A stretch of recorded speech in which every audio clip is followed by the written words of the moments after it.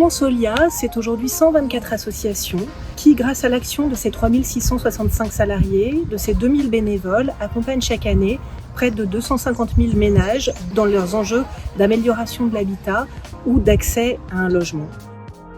Aujourd'hui, nous sommes présents sur l'ensemble des territoires, dont les territoires ultramarins, puisque nous avons 10 associations qui sont implantées. En février dernier, nous avons un nouveau président, Alain Régnier, qui, avec le conseil d'administration, a décidé que parmi les orientations prioritaires de la fédération, il devait y avoir l'accompagnement de nos associations ultramarines. Notre enjeu est, au travers d'une pluralité de réponses, d'être en capacité de pouvoir permettre à chaque personne sur ces territoires de bénéficier d'un logement digne, adapté et abordable.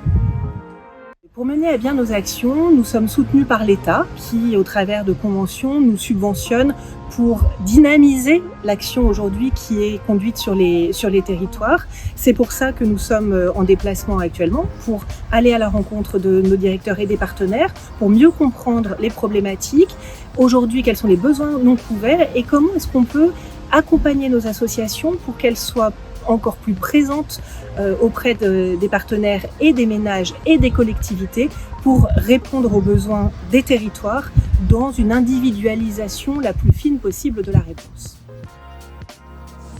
Compte tenu des besoins très importants des ménages ultramarins en matière de logement et du contexte législatif spécifique de ces territoires, la Fédération accompagne ces associations locales à travers un poste de chargé de mission Outre-mer qui est le mien. Donc, mon rôle consiste principalement en 3 actions.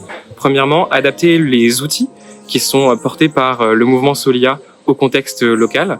Deuxièmement, adapter aussi la stratégie des associations en partant toujours des besoins du territoire et des besoins des ménages et des priorités locales. Et puis, troisièmement, le plaidoyer auprès des instances nationales afin de faire en sorte que la voix de l'outre-mer soit entendue et soit prise en compte dans les différents dispositifs afin que lorsque ces dispositifs soient déployés partout en France, ils le soient partout au même moment. Alors, chaque territoire dispose d'une union territoriale. L'union territoriale, donc Outre-mer, aujourd'hui est dispatchée sur 2 océans. L'idée de cette union territoriale, c'est qu'évidemment, toutes les associations qui sont présentes localement et sur chaque territoire puissent partager en fait une vision stratégique pour l'outre-mer de leur territoire et des problématiques que nous vivons, de manière à ce que derrière, on essaie de développer une stratégie et qu'on soit en appui en fait des politiques publiques sur les problématiques de logement de nos territoires. Pour beaucoup d'associations, nous existons depuis extrêmement longtemps. On est inscrit dans le tissu économique et du logement social sur nos territoires depuis très longtemps. Et voilà, l'idée c'est de participer un peu au développement et à la résolution des problématiques qui existent sur chacun de nos territoires individuellement, mais aussi de manière collective au travers de notre réflexion.